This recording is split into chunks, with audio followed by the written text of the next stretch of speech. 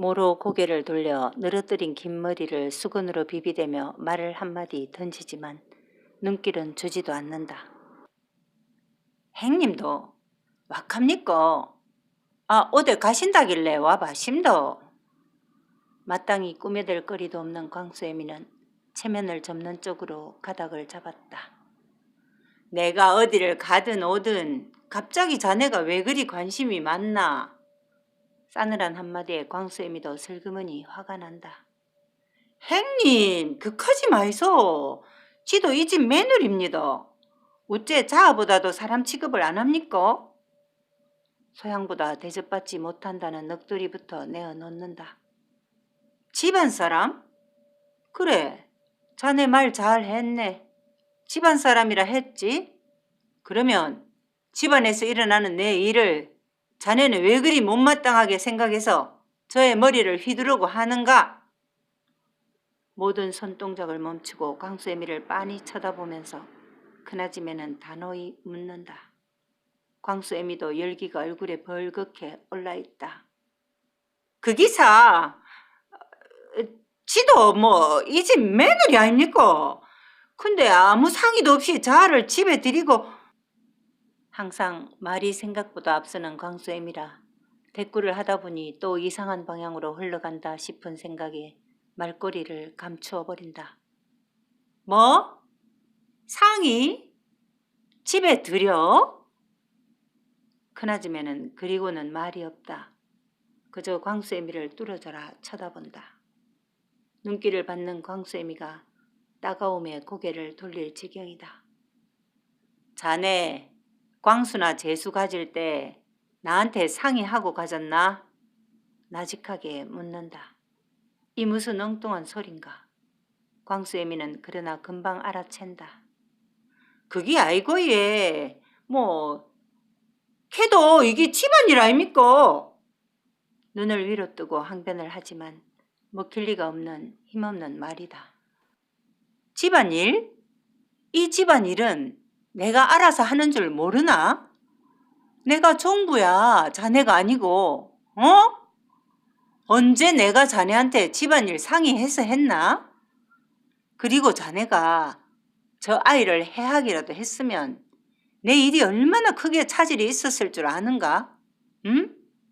사람이 어른이 됐으면 생각을 가지고 행동을 해야지.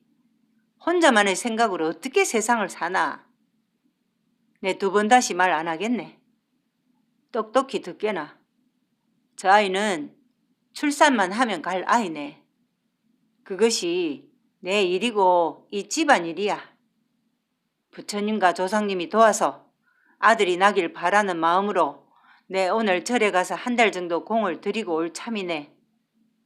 행여라도 집안에서 해가 되거나 큰 소리 나는 일 없도록 자네도 출입 삼가게.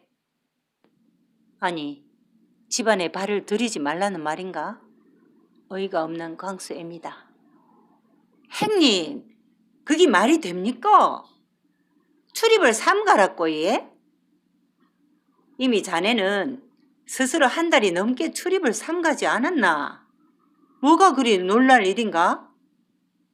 찬빗으로 머리를 쓸어내리며 빗살에 묻은 머리카락을 손으로 훑어내는 큰아지매는 온몸에서 냉기가 흐른다.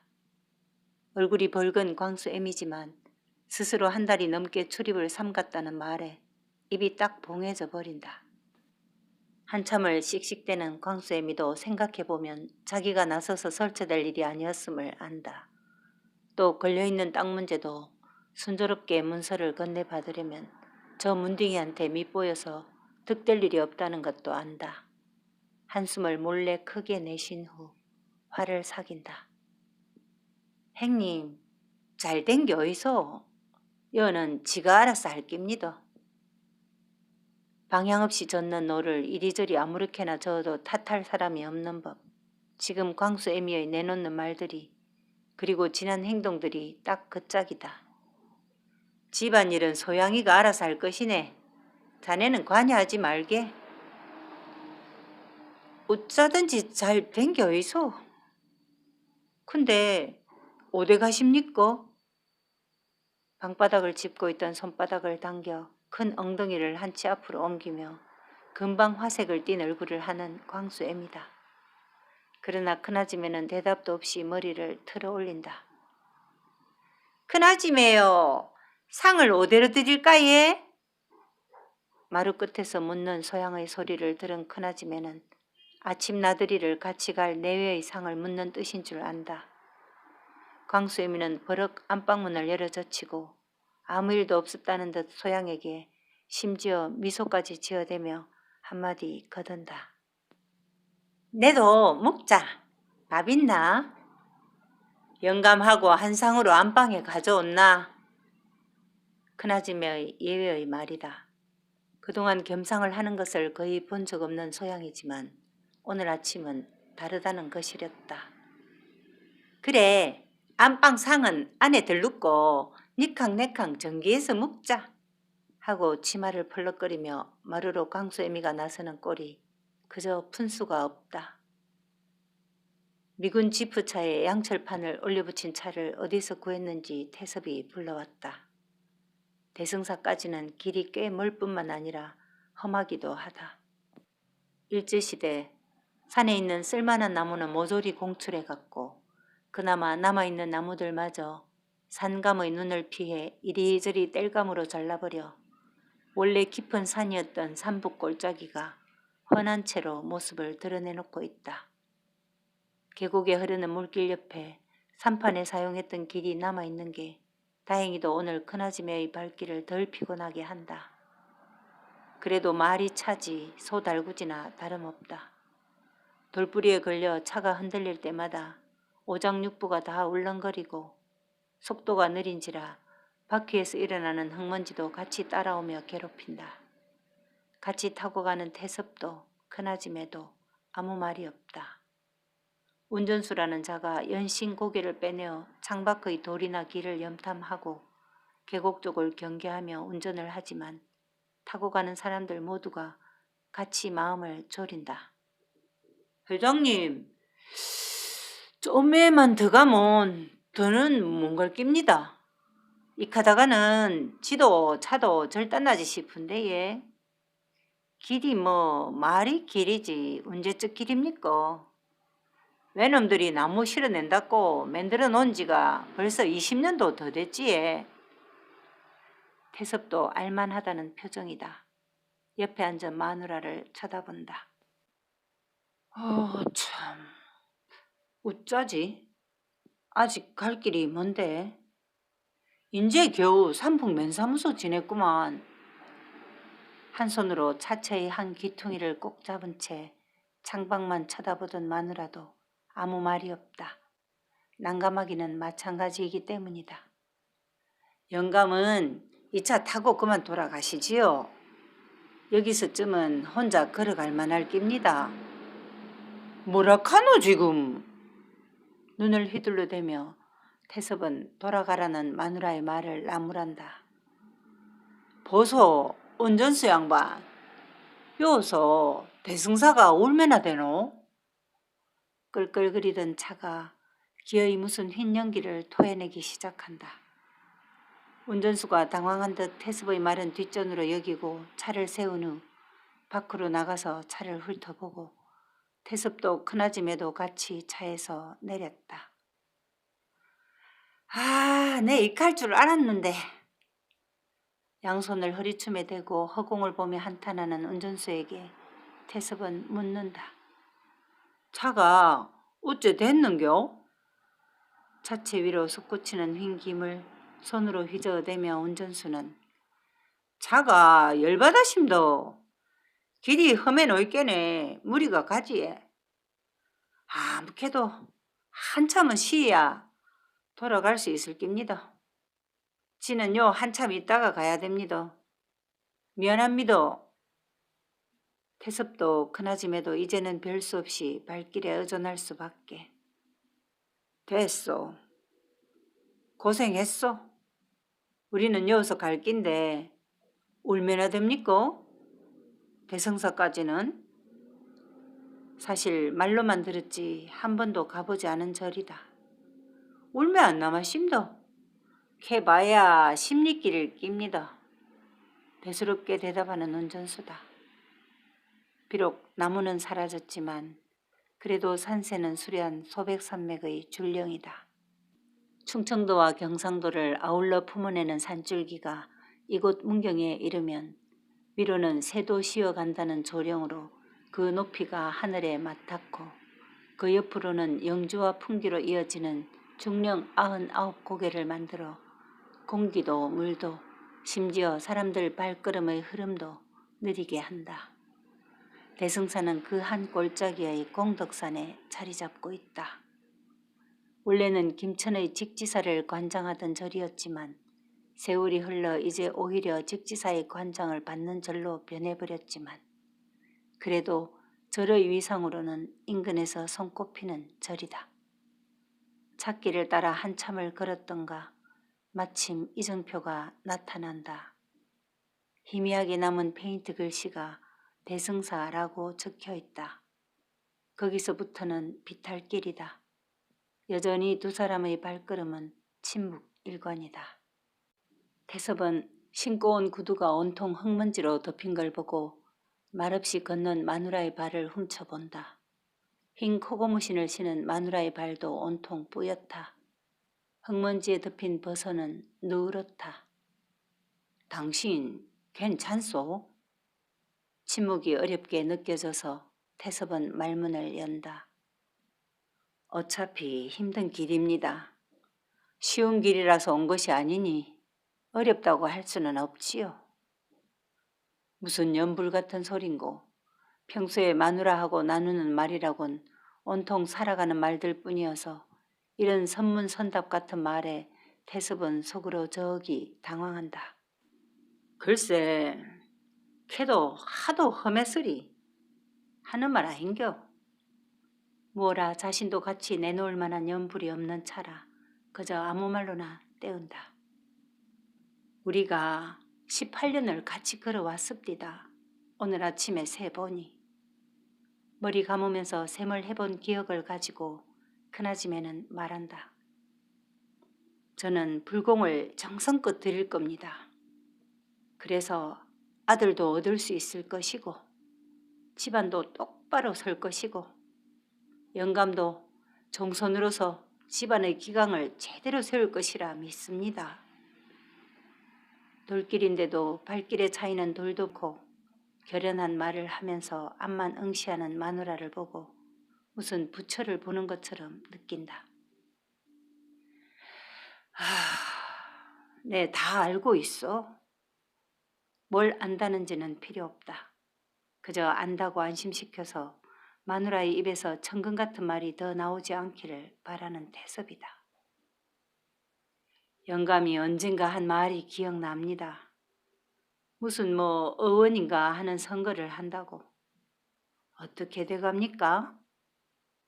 여간에서 자신의 바깥일을 묻지 않는 마누라인데 의외의 질문이다. 하지만 태섭은 이것은 달가운 질문이라 생각하며 아, 네, 안 그래도 아이고 오르막걸음에 숨이 턱에 차오르는 것을 누르느라 말이 잠시 끊어지는 태섭이다. 선거라는 게 온통 사람들하고 만나는 일인기라 우리 지역의 모든 사대부들을 다 알아서 내기 1억구로 해야 되고 또 그 가자이 깨네 돈도 상당히 많이 드네.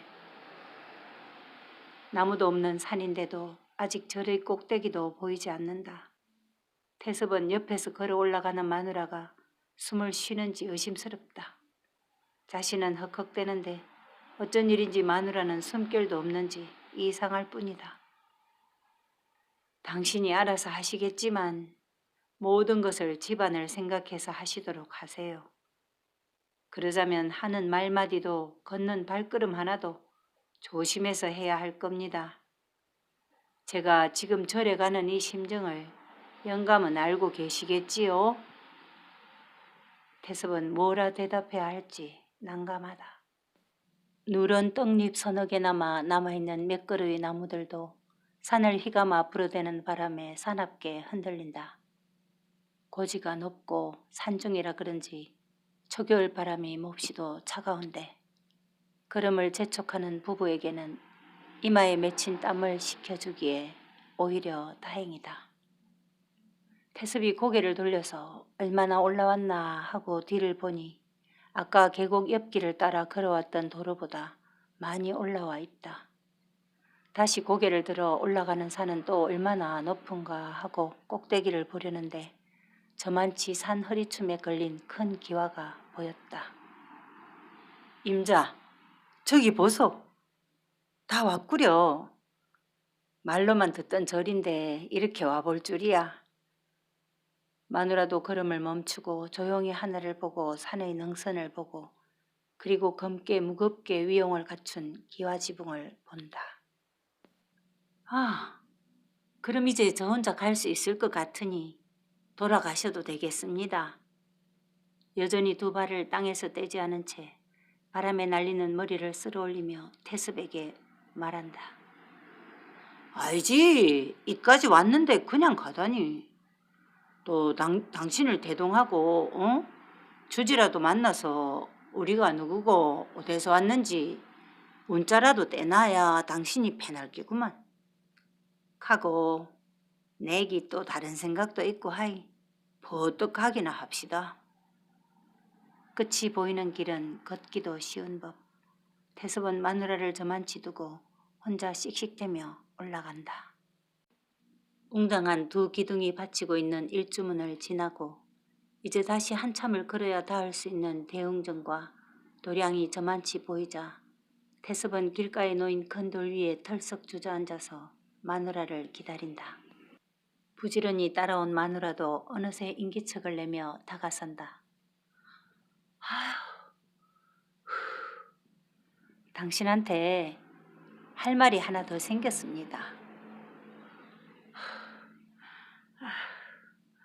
오다가 생각난 일입니다. 말끝만 비치고는 숨을 고르느라 한참을 기다린다. 태섭도 식은 땀을 말리느라 손끝까지 나른한 참이라 묻기도 힘들어 그냥 기다린다. 마누라도 다리가 풀렸는지 태섭이 앉은 큰 바위 한편에 앉는다. 때는 벌써 정오를 지났겠다. 높은 산 언저리까지 해가 벌써 가 있다. 우리한테 있는 서마지기 논말입니다. 공금에 있는 거요. 태섭은 영문 없이 그 땅을 입에 올리는 마누라를 아무 말 없이 쳐다본다.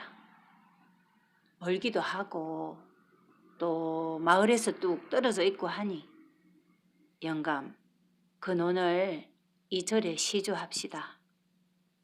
말랐던 땀이 다시 솟을 만큼 정신이 확 드는 태섭이다.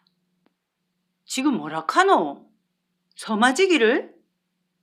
당신이 이 절에 언제 와봤다고 넌 서마지기를 뚝딱 떼준다 카노?